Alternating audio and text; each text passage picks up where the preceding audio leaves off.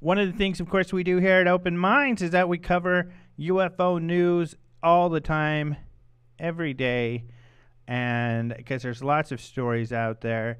And we bring on this dude called Jason McClellan, who has a cool haircut, kind of a short little mohawk type of thing going on, if you've seen the pictures online. And he's extremely intelligent, and he shares us the great UFO news stories of the week. And he's here to talk to us about some UFO news. Jason, it's a pleasure to have you. Pleasure to be here, Alejandro. Greetings, everyone. This is your Open Minds News Brief for January 16th, 2012. Well, sighting reports submitted to the Mutual UFO Network, or MUFON, in the first week of 2012 could indicate a busy year for UFOs. According to Lee Spiegel of Huffington Post, who happens to be our guest on the show today, 2012 has already seen an increase in UFO activity. MUFO International Director Clifford Clift told Lee Spiegel for the entire month of January 2011, MUFON recorded around 500 reports, and we're already up to 233 after just the first week of 2012. MUFON reported increased UFO sightings in the late summer of 2011. Sightings in August 2011 doubled the number of sightings reported during other months. And if the first week of 2012 is any indication, this year's sighting reports could double the number of reports received in 2011. Clift explained to Spiegel, quote, "Last year we averaged over 6,000 total sightings, and if it continues at this pace, we'll be up 50%, with about 10% of those reports ending up as unexplained after our investigation," end quote. So, let the reporting commence. We're well into January. Yeah. And I don't know, you might have another interesting article to write after this year. You did a wonderful article about the 2011 sightings, at least the increased summer activity. Yeah. And, because the summer there was a big increase, and I did a lot of stories on that with graphs and everything. And we included some of that in our next magazine that's just coming out right now on UFO Hotspots. And Fox News in Orlando, of all places, also interviewed Peter Davenport of Newfork. Right. I don't know if you saw that, National UFO Reporting Center. And I kind of combined the two stories at UFOdailynews.com in a story I put up yesterday. But Davenport had some really interesting things to say, too. He said he's also seen a big increase in sightings on his site. He's probably now the number 2 reporting center, although he's been at it for a really long time also. But he said a couple of things that were kind of funny because he said, everybody's trying to relate this to the 2012 Mayan prophecies, right, end of the world stuff. And he said, I don't really believe in any of that stuff. But one statement I thought he said was really funny was that I may be one of the few ufologists out there, though, who doesn't have answers on what's going on here, but we'll have to keep looking. And what he's saying is, of course, a lot of people profess to know everything that's going on, whereas a lot of people like Lee or like us, we're ready to admit who knows what the heck's going on, but we're observing to try to find out. Another good point that he made when people asked about pictures, and this kind of goes to the George Clooney statement from a few weeks ago, where he said, well, everybody's got cell phone pictures. Why aren't we seeing more of these UFOs? But like he said, it's hard to get pictures on a cell phone. Davenport made this point that cell phone pictures are not that great. I mean, crappy. Go try to take a picture of the stars right now or an airplane at night with your cell phone. You're not going to be able to tell anything. And a lot of the smartphone smartphone cameras, they can be pretty high quality cameras. Yeah. But still, as cameras, they suck. Yeah, they don't have especially if you're trying lenses. to take a night photo or a photo of a light moving through the sky. Exactly. It's awful. It's not going to happen. So Davenport made the point that a lot of these pictures are from cell phones, so they're not that great. So people, if you have a chance, grab your better high quality actual camera to take a picture and stabilize it if possible when you take a picture. So, yeah, Davenport, I thought had a few good points there too. Yeah, good for Peter. And I would like to point out that both Lee Spiegel and Clifford Clift, who are our good friends, will both be speakers at the 2012 International UFO Congress. So that's exciting. Right. Both of those guys. Yeah, both of them. Nice. It'll be fun to see them again. It's going to be sweet. Yep. Here's some extremely exciting news to me personally from last week. An exciting announcement was made that suggests there could be billions of extraterrestrial inhabited planets in our very own solar system. According to MSNBC, a statistical analysis based on a survey of millions of stars suggests that there is at least one planet for every star in the sky, and probably more, adding up to approximately 160 billion planets in the Milky Way. So in our galaxy, not solar system. Correct. Thank you for correcting that. A team of international scientists recently concluded that stars are orbited by planets as a rule rather than the exception, and many of those are likely to be similar to Earth. The estimate is that 1 in 10 planets is the right temperature to sustain life. And those findings were published recently in the journal Nature. Yeah, what's cool about that story, I saw another one. Of course, people are probably familiar with Drake's equation, which is an equation that has all these mathematical statistics to try to demonstrate the probability of extraterrestrial, in this case, actual intelligent extraterrestrial life out there.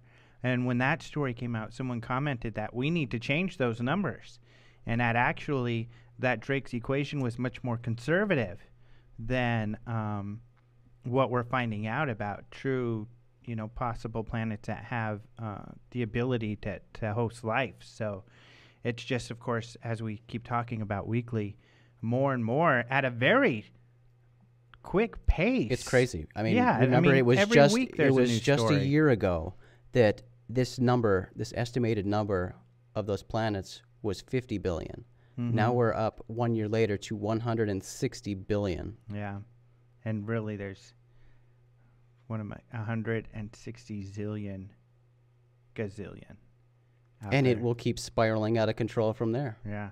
But it's exciting just that they keep finding that they've underestimated those figures, and that more and more they're finding, wow. And I think you get more of these statements from people, too, saying with these numbers and the more we're learning, the more that it's extremely likely that at any moment we're going to find some at least basic form of life on another planet. Absolutely. And if they announce that, I think, it's going to really change people's mindsets, and they're going to think, wow, if we're finding so quickly, this life on other planets, that makes it much more likely that there are intelligent civilizations out there. It's very cool. Much smarter than us, because we're not that smart. Not that smart. That's something that I'm happy to admit as well. Yeah.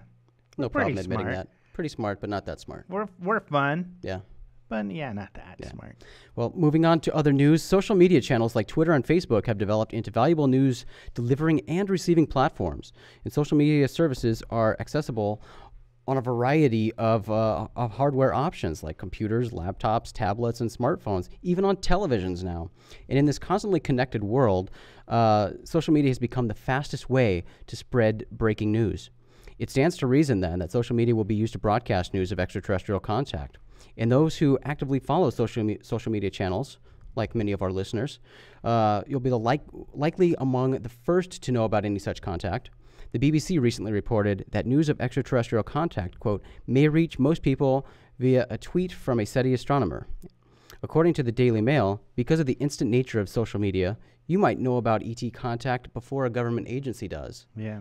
And that's because SETI, the Search for Extraterrestrial Intelligence, their astronomers recently explained that they, quote, have no obligation to report contact to an official body and can simply inform people what they have discovered and do not know of any formal procedure of how to deal with it.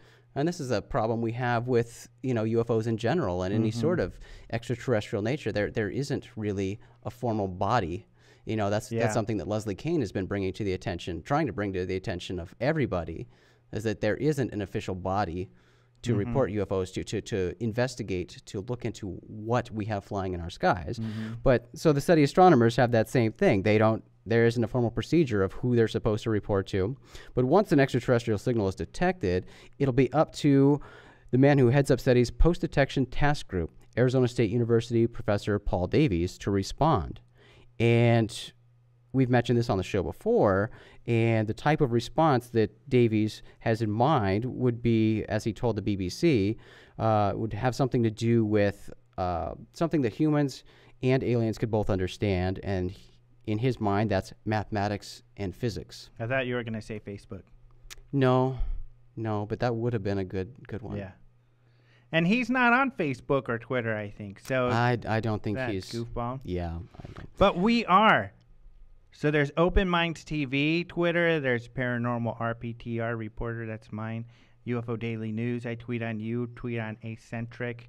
So go get on our Twitter. And so many, because so then many you're going to find out. Yep, we have so many Facebook pages too. I mean, Open Minds Radio has one. Open Minds Magazine has one. You have one. I have one. But really, I mean, I strongly suggest Twitter.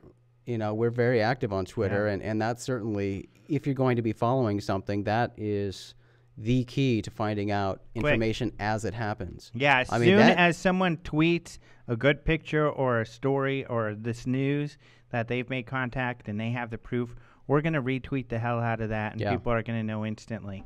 And I wrote an article about just how valuable a tool social media is for, you know, sharing specifically UFO information. I wrote that in the December-January issue of Open Minds Magazine. And in that, I mentioned just how much attention the speed of Twitter got during that earthquake that happened on the East Coast last year. And they proudly pushed the tagline that Twitter is faster than an earthquake. Yeah, the tweets got to people before the Because tremors. when people felt the earthquake in Virginia and D.C., they were tweeting about it right away, and people in New York saw those tweets before they felt the earthquake. Right.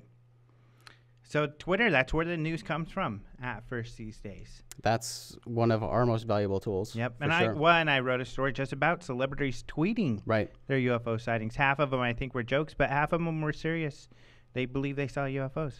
Well, here's something that could be a joke perhaps, but for you tech people out there, you might enjoy this. A dating company is developing a smartphone application that could help Earthlings find love among the stars. Local Sin is the name of the company. They describe themselves as a social network that uses location technology to help you find hookups around you. The company may need to modify its description to read, "Find hookups around the galaxy," if it is successful and completes its plans with this app. According to the Metro, Local Sin is working on an allegedly NASA-inspired app that will enable love seekers to transmit radio signals from Earth to other planets. According to Local Sin spokesperson, it will give normal, broad-minded people the opportunity to communicate with other life forms and could open the doors to true universal dating. The company describes their project as, quote, intergalactic dating application. But intergalactic may be overstating a bit. It seems the radio signals will be confined to the Milky Way galaxy. According to the Metro, quote, transmissions could reach as far as Jupiter's moon Europa and Saturn's moon Enceladus, both of which scientists claim could support life, potentially. But beaming messages into space is precisely what theoretical physicist Stephen Hawking has been cautioning humans against, as we've mentioned many times on the show. But it appears Local Sin either didn't get the memo from him, or they don't think his warning applies to space love letters. The app is reportedly planned to be offered for free, but development of the app could take 5 years to complete. One thing is certain, the term long-distance relationship will take on a new meaning if the company succeeds in developing their galactic love app. Especially with dating, we could send out a message to, let's say, Europa, and there could be this merman society under the ice and the oceans, and they misinterpret and they get offended, and then they come blow the hell out of us, you know, at least thinking in the way Stephen Hawking is kind of going. Then Hawking will go, "I am right. I was right. Yep. Run," and then would they take us out? Yep. Hopefully that won't be the case, but I don't really think that they're going to get around to developing this. It seems like a lot of hurdles they would have to jump through and a lot of technological accomplishments they'd have to make to be able to make an app, be able to actually beam messages into space. And really, you want to get your product out to people who can pay you. Right. And unfortunately, we don't have any trade relationships with anybody else, any other planets. Well, and as I said, I mean, they plan, or they're claiming they're going to offer this app for free, but I imagine the development of something like this is pretty costly. So so they're getting their money from somewhere. Yeah. They might have some intergalactic deals going on. Yeah, maybe.